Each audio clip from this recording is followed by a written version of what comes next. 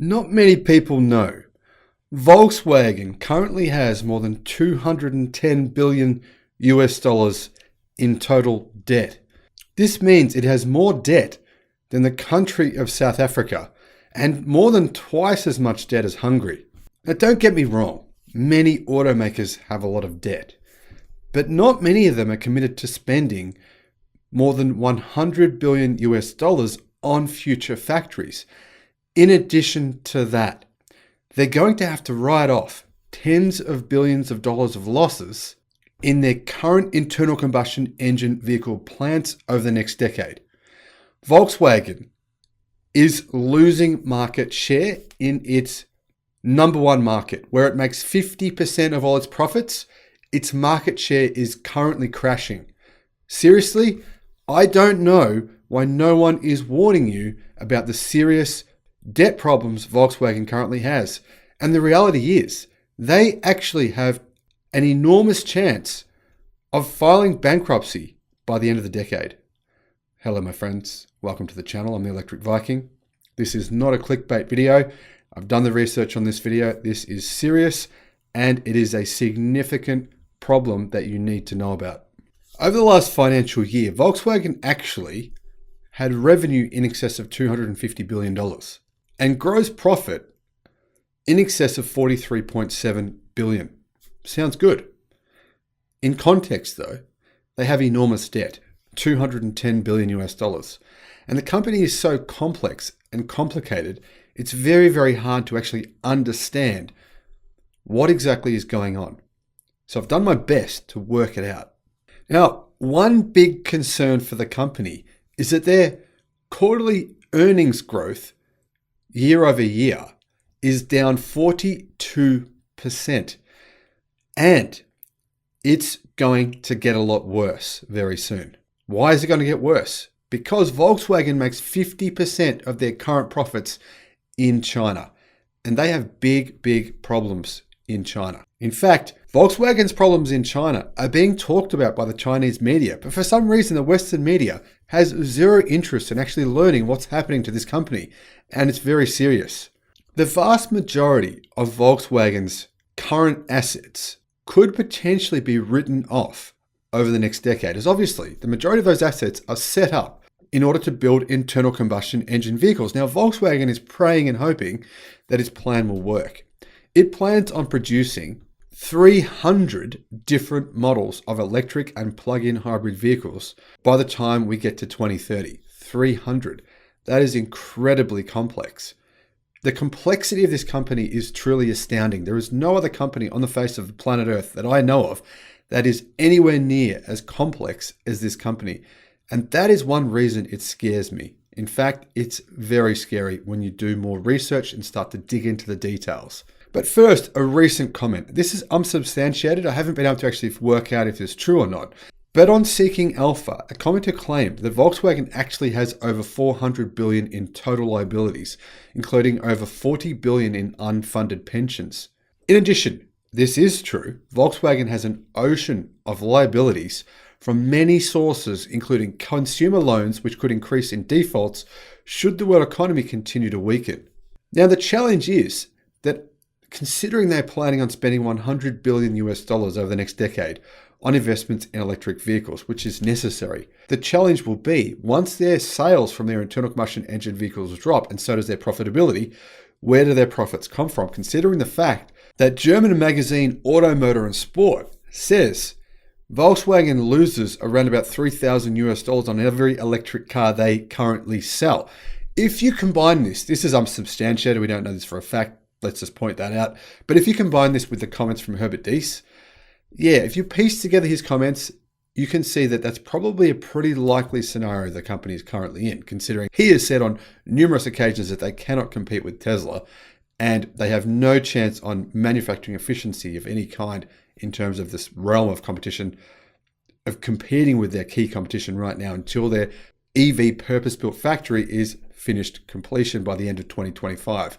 And if you've been watching this channel, you would have seen many of his comments which allude to the fact that Volkswagen is certainly in a very, very difficult situation and will have to fire thousands of people this decade in order to improve its efficiency and compete in the new world of electric cars.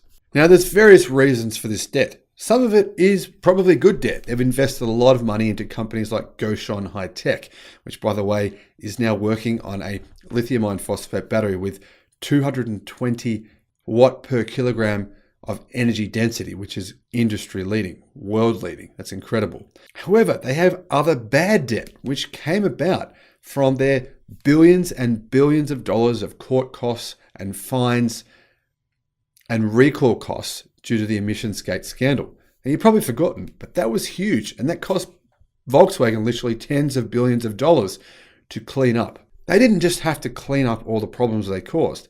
They had to clean up their image, and that cost them millions and millions of dollars in marketing. Currently, very complex company into a way more complex company than it currently is. Currently, only 5% of Volkswagen's vehicles that it builds are electric. It wants to increase that share by the end of the decade to between 40 to 50% depending on the market. 40% in China, which is disastrous, and 50% in the US. However, the percentage is planned to be higher in Europe. But overall, their global ambitions are that 50% of their cars in 2030 will be electric. Is that realistic? I think that is insanity. To claim that people will want to buy an inferior product for more money in 2030 just doesn't make sense. We all know, many economists and experts and engineers have forecast that electric vehicles will be cheaper by 2030, significantly cheaper than internal combustion engine vehicles. So who are these people? Who are these millions of people who are planning on buying an inferior product, an inferior analog product versus the new digital product for more money? That plan clearly will not work. The other complexity here is that Volkswagen has many different joint ventures. In China alone, it has 3 main joint ventures. It owns 40% of one, 50% of another, and 75% of another. In addition to that, it has partnerships with a number of different battery companies where it owns a certain percentage here, a certain percentage there. And it also plans on building its plug-in hybrids and electric vehicles at 16 different sites worldwide. Now, some of those sites have been announced, some of them haven't. Of those yet to be named manufacturing sites, apparently all of them will be online by 2022. Well, that is clearly not happening. Nowhere near that many electric vehicle sites will be online by the end of 2022 for Volkswagen worldwide. Another aspect of Volkswagen's electric vehicle roadmap will see partnerships with battery manufacturers in both China and Europe in the ongoing development of its electric ID range of vehicles, a contract that costs a whopping 20 billion euros or 24 billion US dollars total. But here is the biggest problem. China is moving to electric cars faster than any other continent on the face of planet Earth. And Volkswagen has led the Chinese car market for nearly 20 years. However, they're starting to lose a grip. The Chinese media is turning against them. The Chinese public are turning against them. Why? Because they simply weren't prepared for electric vehicles and the electric vehicle revolution that's happening right now. The Chinese public now, it's all over forums, all over message boards, all over the media, believe that Volkswagen's vehicles in China are subpar. I'll tell you why that is, and I'll tell you why this matters. This matters because 50% of Volkswagen's income, 50% of their actual profits come from China. It is a far more important market for the company than Europe is. Seriously, far more important. And yet, what is happening? Every month, they are losing market share. It's happening quickly, and if Volkswagen are not scared, its investors definitely should be. Volkswagen once acted as leader and educator to help China create its modern automotive industry. Its Santana sedan was the beginning of learning about cars for many of China's first generation of car owners back in the 1980s. For decades since Volkswagen entered China in the 80s, it was the top seller every year. Now, as the German auto giant initiates a radical shift towards electric vehicles, a slow one, it faces declining sales in the world's largest auto market and shrinking demand for mid-price vehicles with fierce competition from Tesla and many local Chinese EV brands who are increasing market share by 200, 300, and up to 400% year over year. Volkswagen sold 4.23 million cars in China in 2019. In 2020, the total declined by nearly 10%. In 2021, as China's passenger vehicle market grew 6.5%, Volkswagen sales further 14.1%. That was the year Volkswagen started selling its first electric car model, the ID.4 in China. So far this year, Volkswagen's market share has continued to decline. This decline is difficult to reverse in the short term, and if Volkswagen does not adjust soon, the decline could accelerate in 2022, said Zhao Lijun, chief analyst at Yi's Research Institute. Volkswagen has failed to keep up with changes in mainstream consumers' demand in China. They've even said this themselves. The CEO of Volkswagen in China basically paraphrased these exact words, which I shared in a video with you guys within the last couple of weeks. One of the things he said is that we don't have karaoke in our cars. Sounds like a small thing, but it's emblematic of a broader picture within Volkswagen's vehicles in China. They no longer represent what the market wants. As I said earlier, China is Volkswagen's biggest market and contributing 40% of sales and half of profits. Through two joint ventures, SAIC Volkswagen Automotive Company Limited and FAW Volkswagen Automobile Company Limited, the group sells locally made models, including Audi, Skoda, and Jetta. It also imports Porsche, Lamborghini, and Bentley vehicles. The big problem, those two companies are pissed off at Volkswagen right now because Volkswagen is saying to these companies, well, we don't see the future as being our JVs with you. We see them as being our joint venture with another company, JAC.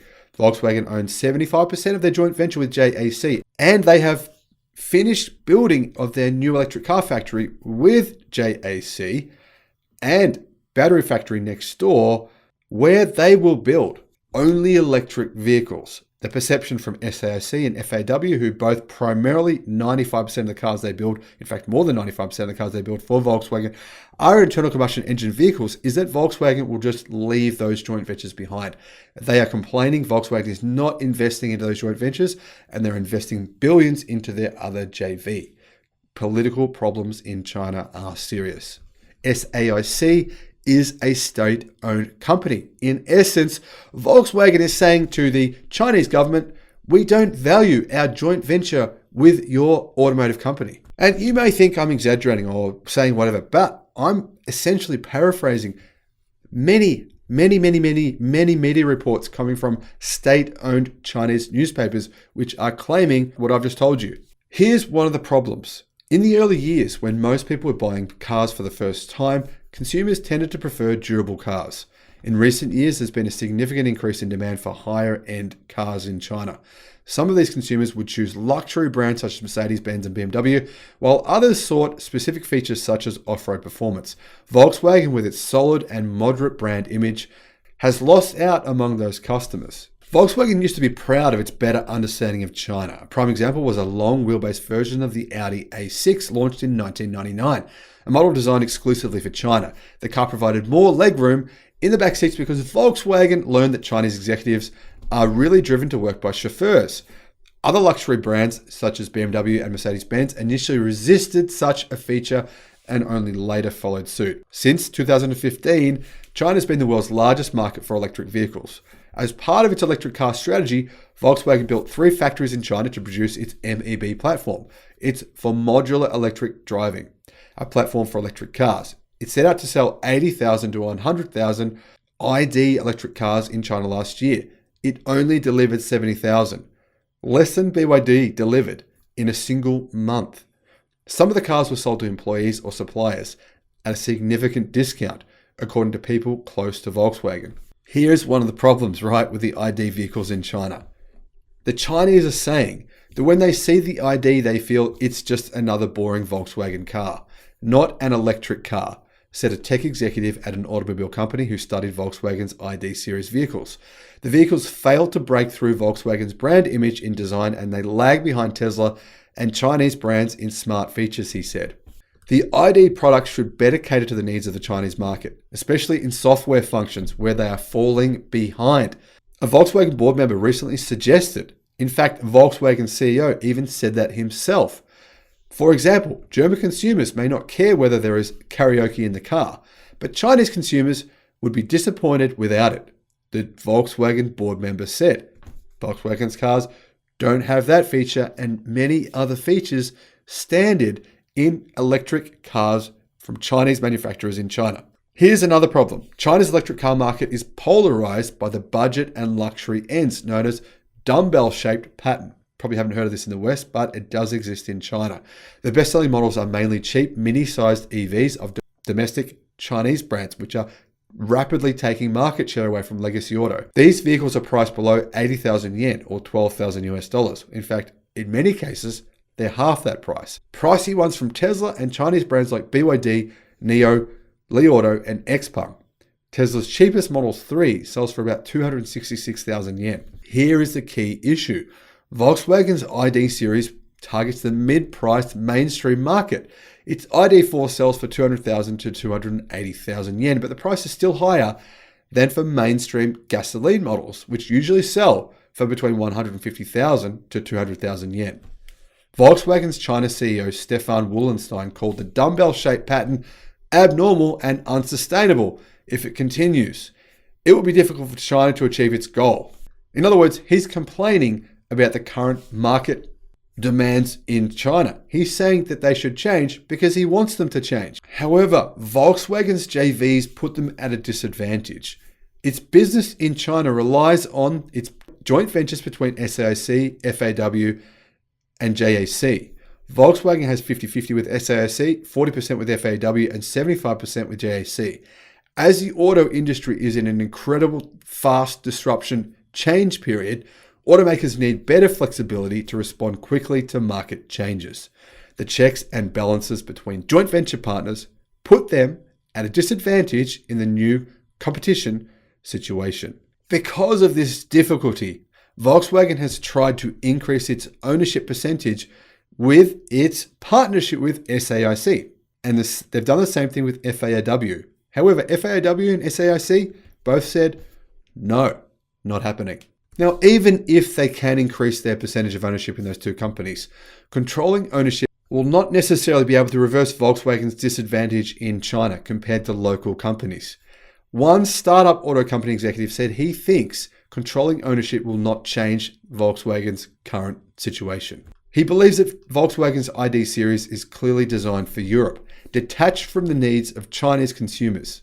Once local Chinese EVs win the domestic competition, they will enter the European market, he said, which is happening now. Now, some analysts have said that Volkswagen's big setbacks in China and its declining market share proves that traditional automakers can't achieve disruptive innovation. In a traditional auto company, developing new products the way Tesla did would face opposition from a lot of insiders, said the tech executive at an automobile company. Problems in the ID series result from compromises within the company. Decision-making within Volkswagen requires a clear explanation of the business model, which requires a lot of communication and discussion. There's a lot of bureaucracy at Volkswagen, put it that way. Volkswagen CEO Herbert Diess is prime example. Volkswagen have tried to fire him and removed a lot of his power because he's pushed the company to move towards EVs, which they are resisting. Herbert Diess said in an interview in January, "You can't make a lot of gut decisions quickly."